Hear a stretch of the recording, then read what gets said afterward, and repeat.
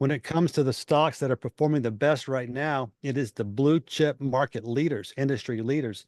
It's a soaring summer in the stock market, but it's not over yet. Our analysts are tracking some of the hottest stocks of the summer where they believe the rally has only just begun. Let's dive in. There are some kind of sleeper plays and some plays that investors aren't really looking towards.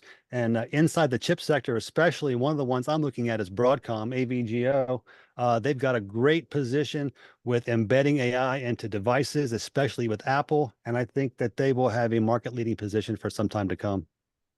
So with 43% growth in the last year, it's easy to see why Broadcom is one of your summer favorites.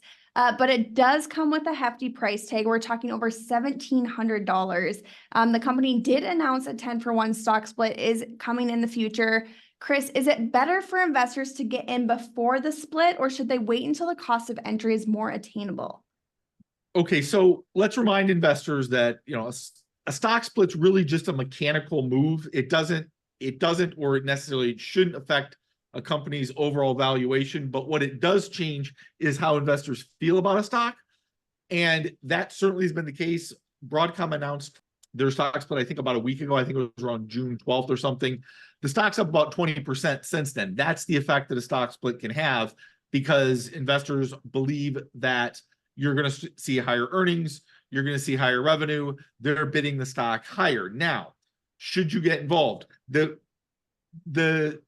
What you have to think about is, do you believe the stock's going to go much higher than it is prior to July 12th? I think that's when the stock split takes effect.